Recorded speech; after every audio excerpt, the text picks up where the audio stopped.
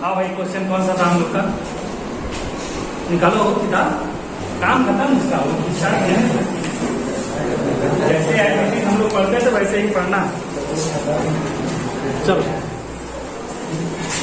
क्या था भाई क्वेश्चन? अच्छा, जो क्वेश्चन हम लोग पढ़ रहे हैं ना, उसको आप लोग एकदम जो क्वेश्चन बताए उसका जो बेसिक सा मतलब है उसको पहले समझ लो, तब उसके बाद न्यूमेरिकल को सॉल्व करेंगे। तुम लोग का कंसंट्रेशन कहीं दूसरे जगह है, टारगेट उसको है ना, क्योंकि ऐसा ही रोड होने वाला है। चलो, एक जैसे हम लोग को पढ़ना क्या है, ध्यान से देख लो कि जो न्यूमेरिकल हम लोग लगा रहे हैं ना, उसका जो फार्मूला आप लोग बेसिक सा फार्मूला जो पढ़े हो, क्या पढ़े हो? गोलीय पृष्ठ द्वारा प्रकाश का अपवर्तन, गोलीय पृष्ठ द्वारा प्रकाश के अपवर्तन का फार्मूला। उसमें क्या कह रहे थे हम लोग कि इसको N1 कंसीडर किए थे, इसको पहला माध्यम N1 था, दूसरा माध्यम, और इसमें कहीं पर मुख्य अक्ष पर कहीं पर कोई क्या लगा था? कोई ऑब्जेक्ट था। हमको क्या बनाना था? इस ऑब्जेक्ट का प्रतिबिंब हम लोग निकाले थे, और उसके लिए जो फार्मूला हमारा आया था N2/V minus N1/U equal to कितना था भैया? N2 minus N1/R। और इसी पर रिलेटेड हम लोग क्या करेंगे? न्यूमेरिकल है ना। और न्यूमेरिकल कैसे होने वाले हैं और उसको हम लोग ध्यान से देख लेते हैं। कल का जो न्यूमेरिकल था हमारा, क्वेश्चन क्या था? क्वेश्चन ये था, देखो मैं हमको याद है जहां तक अनुमान है, वो क्या था कि एक कांच का गोला था,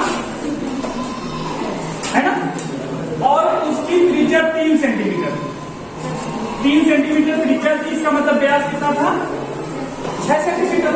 तो त्रिज्या यहाँ पर R बराबर जो दिया है हमको 3 सेंटीमीटर, 3 सेंटीमीटर त्रिज्या दिया था। और उसके बाद इसका जो अपवर्तनांक दिया था वो कितना दिया था भैया? 1.5। N बराबर इस कांच का अपवर्तनांक 1.5। हमको ये निकालना है, ये कह रहा है कि इसके बाईं ओर से, इधर की तरफ से बाएं ओर इधर होगा, दाहिना इधर होगा। बाईं, एक मिनट में दिखा दो क्वेश्चन क्या है, क्वेश्चन क्या है दिखा दो। केंद्र से बाईं ओर। अच्छा भैया, क्वेश्चन है केंद्र से बाईं ओर 1 सेंटीमीटर की दूरी पर, केंद्र से बाईं ओर, केंद्र से बाईं ओर इधर होगा और दाहिना ओर इधर होगा। तो केंद्र से बाईं ओर 1 सेंटीमीटर पर एक क्या है, क्या था उसमें? बिल्कुल बोला नहीं, कुछ भी हो, यहाँ पे हमारा वस्तु कंसीडर है। क्या निकालना है? इस बुलबुले का हमको प्रतिबिंब निकालना है। ठीक है, चलो। अब ये है कि बाईं ओर से है, और हम लोग जो देख रहे हैं वो किधर से देख रहे हैं जी? जिधर तरफ हमारा क्या है? दीर्घ पृष्ठ है। क्वेश्चन ए का क्वेश्चन लिख लो भैया। अब क्या निकालना है? इसका प्रतिबिंब कहां पर बनेगा, वो हमको साइन होगा। ठीक, चलो चलिए।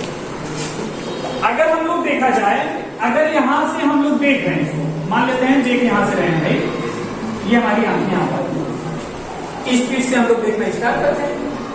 तो अगर मैं इधर से देख रहा हूं तो इसके लिए, इस पृष्ठ के लिए वस्तु का काम कितना दूर पर है भैया? केंद्र यहाँ पर है तो 3 सेंटीमीटर ये हो गया, 3 4 सेंटीमीटर।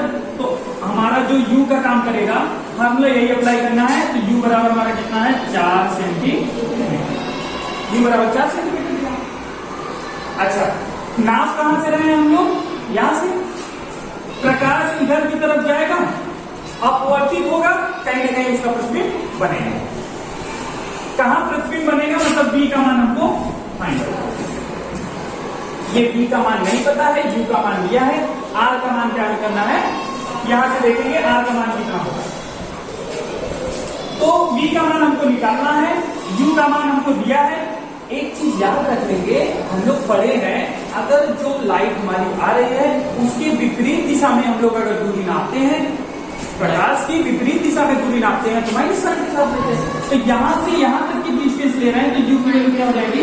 नेगेटिव। V की वैल्यू फाइंड आउट करना है। भैया वक्रता त्रिज्या R होता है ना, R का मान निकालना है। तो वक्रता त्रिज्या क्या होता है? गोलीय पृष्ठ जिस गोले का भाग होता है उसकी त्रिज्या को हम लोग वक्रता त्रिज्या कहते हैं। तो इसकी वक्रता त्रिज्या कितनी हो जाएगी? 3 सेंटीमीटर। अच्छा, R का मान कितना हो जाएगा? 3 सेंटीमीटर। R का मान 3 सेंटीमीटर। अच्छा, धन होगा कि ऋण होगा वो तो पता चल रहा है कि अपोजिट साइड में आप रहे हैं, तो R का मान कितना होगा?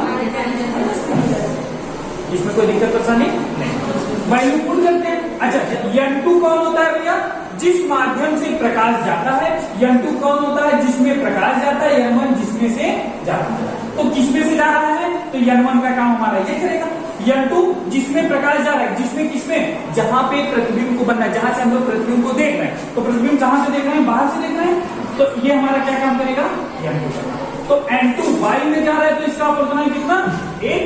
और किसमें से जा रहा है? ग्लास में से जा रहा है तो इसका अपर्तनांक 1.5। तो N1 कौन है, N2 कौन है, U कौन है, R कौन है, V कौन है, सब पता है ना? वैल्यू पुट करके फाइंड आउट कर लिया है।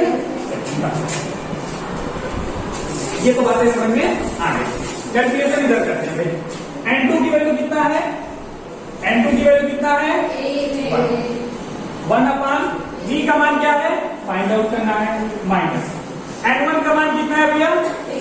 1.5 बटे U का मान क्या है? -4 बराबर N2 माइनस N1/R। N2 की वैल्यू कितना है भैया? 1 माइनस N1 की वैल्यू कितना है? 1.5 R की वैल्यू कितना है? -3। इसी को कैलकुलेट कर लेते हैं। यहां से हमारी क्या आ जाएगी? V की वैल्यू देखते हैं कैसे आएगी। 1/V, ये माइनस माइनस क्या हो गया? प्लस 1.5 बटे 4 बराबर, इसमें से सब्ट्रैक्ट करेंगे भैया तो 1.5 बटे 3। ये नहीं लगा ये भैया, इसका भी माइनस आएगा और इसका भी माइनस आएगा। तो ये माइनस माइनस हमारा क्या हो जाएगा? ये वाली पूरी वैल्यू उठा करके उधर ही रखते हैं। देखो कितना आ जाएगा? 1/V is equal to 0.5/3 minus 1.5/4। ये हो गया। 10 हटा दिए 0 आ गया, 10 हटा दिए 0 आ गया। ये फिगर आपको बनाना है भाई, बना लेंगे आप लोग। इज इक्वल टू ये कितना आ गया हमारा? एलसीएम कितना? 120 ना? कितना हो गया? 4 30 चौका 120, ऊपर हो गया 4 चौका करेंगे तो 4 5 20, और ऊपर हो गया यहाँ पे डिवाइड करेंगे 30, 15 दिया -45। तो 1/V इज इक्वल टू इन दोनों को सब्ट्रैक्ट कर देंगे, कितना आ जाएगा भैया? -25 बटे कितना? 120।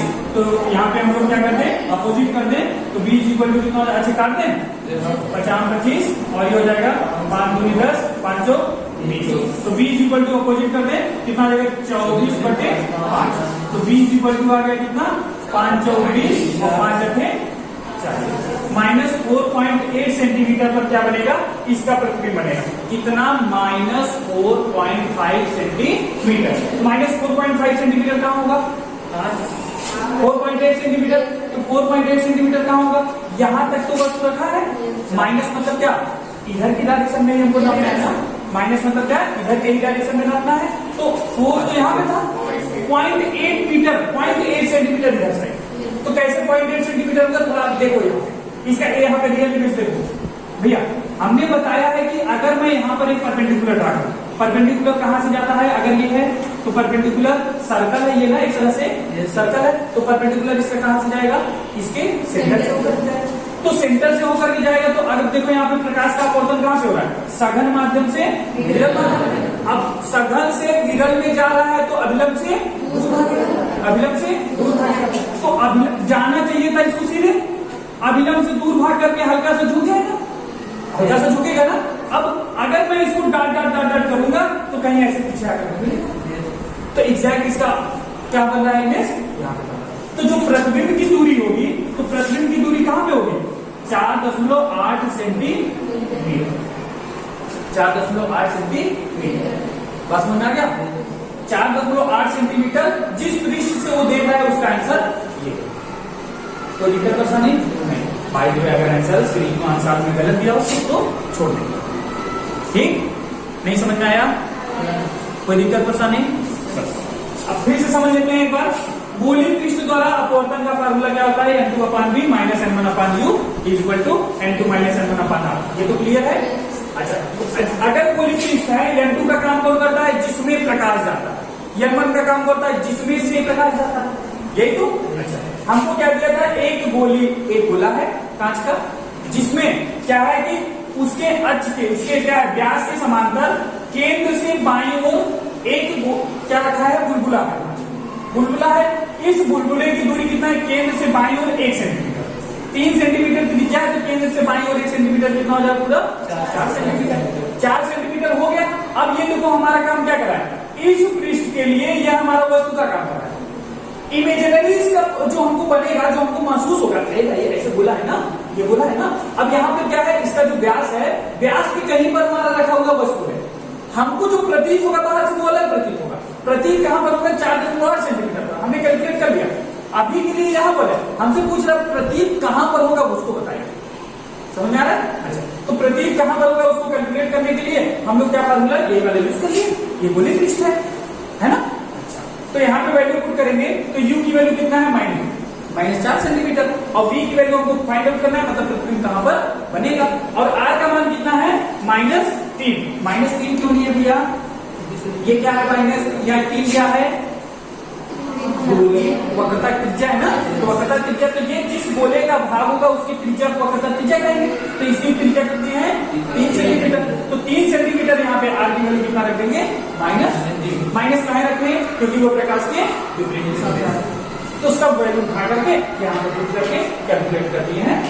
आंसर कितना आया, 4.8 सेंटीमीटर। ठीक है। अच्छा, अगर आंसर की बात करेंगे तो आंसर को लिखने का कई तरीका, आंसर को लिखने का कई तरीका। पहला तरीका क्या है, ये लिखेंगे, कह देंगे केंद्र से बाईं ओर, केंद्र से बाईं ओर कितनी दूरी पर, ना 3 सेंटीमीटर तो पूरा है ना। बन कितने पर है, 4.8 पर। कह देंगे 4.8 माइनस कितना, 3, एक पूरा 3 घटा दें, कितना आ जाएगा, केंद्र से 1.8 सेंटीमीटर की दूरी पर। 1 सेंटीमीटर पे ही था, 8 भाग मान लेंगे तो 1.8 सेंटीमीटर। पहला बात हो गया। दूसरा क्या करना है, इस वाले पृष्ठ से कितनी दूरी पर है। अगर इस बाईं वाले पृष्ठ से देखेंगे तो बाईं वाले पृष्ठ से कितना, बाईं वाले इसमें कितना जोड़ देंगे, 3 आ जाए, 3 माइनस 1.8 बराबर 1.2 इस वाले पृष्ठ से 1.2 सेंटीमीटर। तो आंसर लिखने का तरीका ये है, ये कह देंगे इस वाले पृष्ठ से 4.8 सेंटीमीटर की दूरी पर, इस वाले केंद्र से 1.8 सेंटीमीटर पर, इस वाले पृष्ठ से 1.2। समझ में आ गया। इन ओर से 1 सेंटीमीटर की दूरी पर एक कोई बाईं ओर से ना 1 सेंटीमीटर की दूरी पर इधर साइड में